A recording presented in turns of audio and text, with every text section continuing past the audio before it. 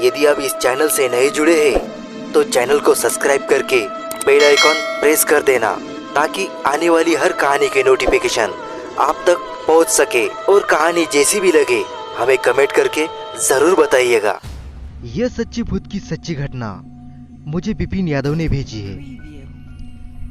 यह 1990 की घटना है, जब विपिन दा मुंबई में अपनी पढ़ाई पूरी करने आए थे।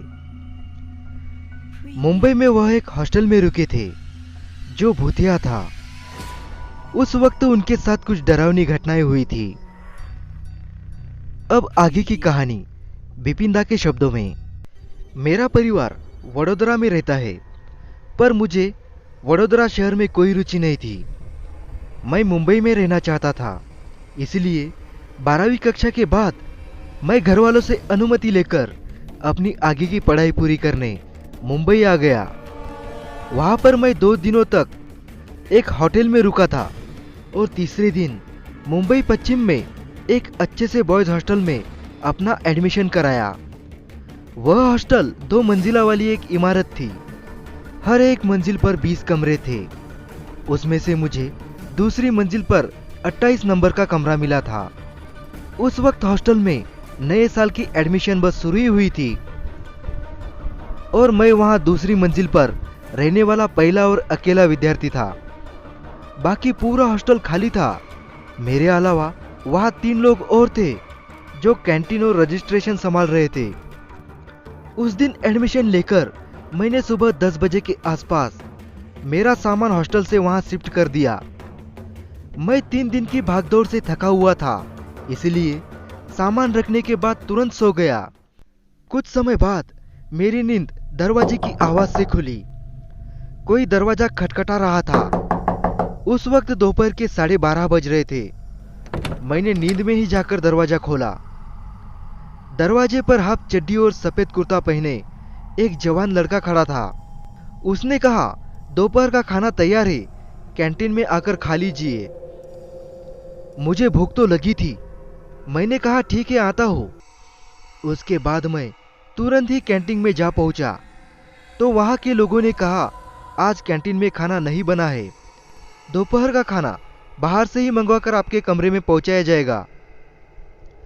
यह सुनकर मैं उन लोगों पर चिढ़ गया और गुस्से में बोला, अगर कमरे में ही खाना पहुंचाना था तो वह लड़का भिजवा कर मेरी नींद खराब करके नीचे क्यों बुलाया? वे बोले, हमने किसी को नहीं भेजा। फिर मैंने कहा कि फिर वह हाफ चड्डी और सफेद कुर्ते में कौन आया था, तुम्हारा भूत? वे बोले, आपको या तो वहम हुआ है या तो आपके साथ किसी ने मजाक किया है। फिर पहले ही दिन बवाल ना हो इसलिए मैं अपने कमरे में चला गया, पर मेरे दिमाग में वह लड़का छप चुका था। मैंने सोचा कि अगली बार वो दिखेगा तो घंटा बजाए बिना छोड़ूंगा नहीं उसको।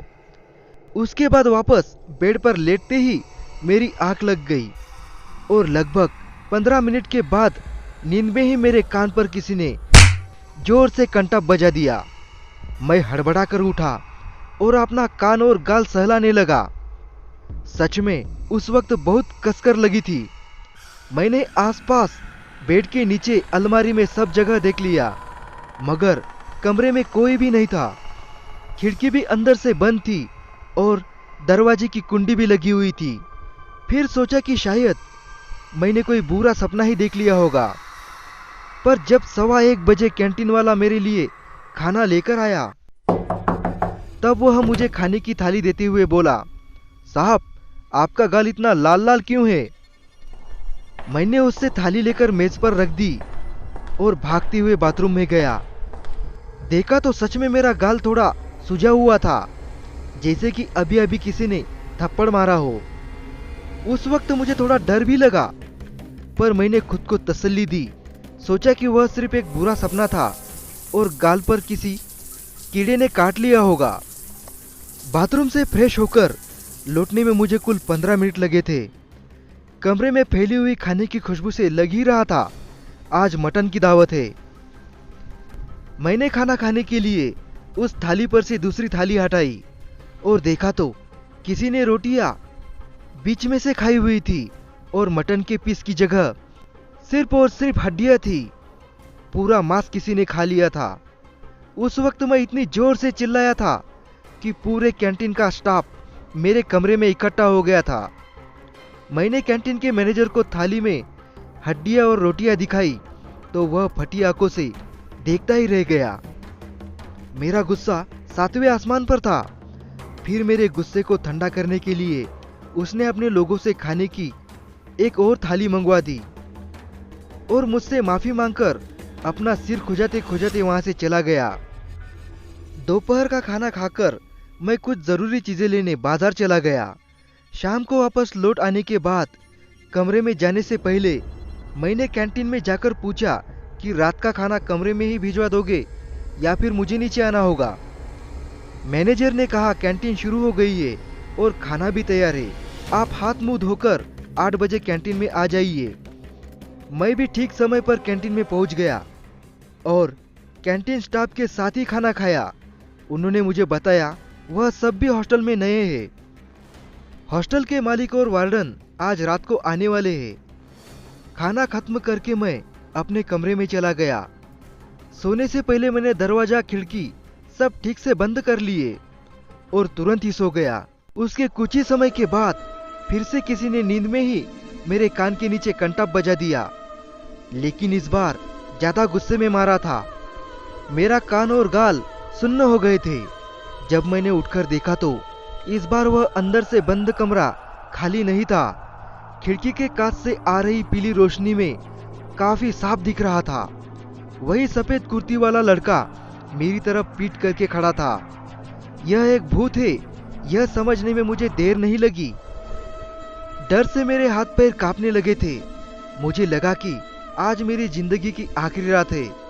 मैं बस उसकी ही तरफ देख रहा था कि वह धीरे धीरे पीछे मुड़ा। उसकी अंगारे जैसी लाल लाल चमकती आंखें देखकर मैंने उसी वक्त बिस्तर गिला कर दिया। वह भूत सिर्फ एक ही बात बोला, मेरे कमरे से निकल जाओ। इतना कहकर भागते हुए बंद दरवाजे के पार निकल गया। उसके वहां जाते ही मैंने अपने कांपते हुए हाथों से दरवाजा खोला और बिना आवाज किए सीधा कैंटीन में गया। वहां पुराने वार्डन और हॉस्टल के मालिक बैठे थे। वार्डन ने मेरी हालत देखते हुए कुर्सी पर बिठाकर मुझे पानी पिलाया। हॉस्टल के मालिक मुझे बोले, हमें पता है तुम क्या बात करने आए हो और तुम्हारे साथ क्या हुआ होगा, इसलिए तुम पहले वो सुनो जो मैं अब तुम्हें बताने वाला हूँ। तुम्हारे सभी सवालों के जवाब तुम्हें मिल जाएंगे। फिर वह बोलने लगे, यहाँ का पुराना स्टाफ कल आने वाला है और अभी मौजूदा स्टाफ नया है, इसलिए उन्होंने गलती से तुम्हें कमरा नंबर 28 दे दिया है, जो कि हमेशा बंद रखा जाता है, क्योंकि आज से 8 साल पहले उस कमरे में चिदम्बर नाम का लड़का रहता था। किसी अनजान कारण से उसने उसी कमरे में आत्महत्या कर ली थी। तब से आज तक उसका भूत वही भटक रहा है। उसके मरने के बाद कमरा नंबर 28 में हमें 2-3 बार भूत प्रेत की घटना होती हुई दिखी। फिर हमने उसे हमेशा के लिए बंद कर दिया। पर मैं और वार्डन साहब सिर्फ 2 दिनों के लिए बाहर गए थे और नए स्टाफ को यहाँ के कायदे कानून पता नहीं थे, इसलिए उन्होंने गलती से तुम्हें उस भूतिया कमरे की चाबी सौंप दी।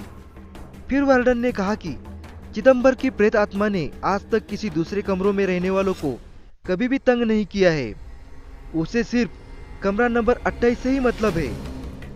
इतना सब कुछ देखने और सुनने के बाद मैं थोड़ी देर शांत बैठा था और हॉस्टल के मालिक ने मुझे समझाया, तुम्हें यहाँ से भागने की जरूरत नहीं है, मैं तुम्हारा सामान नीचे की मंजिल पर अभी के अभी रखवा देता हूँ, वह प्रेत आत्मा तुम्हें वापस तंग नहीं करेगी। हॉस्टल के मालिक का विनम्र स्वभाव देखकर मैं कुछ और बोल नहीं सका। उसके बाद मैं उस हॉस्टल में 3 साल तक रहा। हमारी और भी डरावनी कहानियाँ सुनने के लिए स्क्रीन पे जो वीडियो दिख रहा है उसे क्लिक कीजिए और डरावनी कहानियों का मजा लीजिए।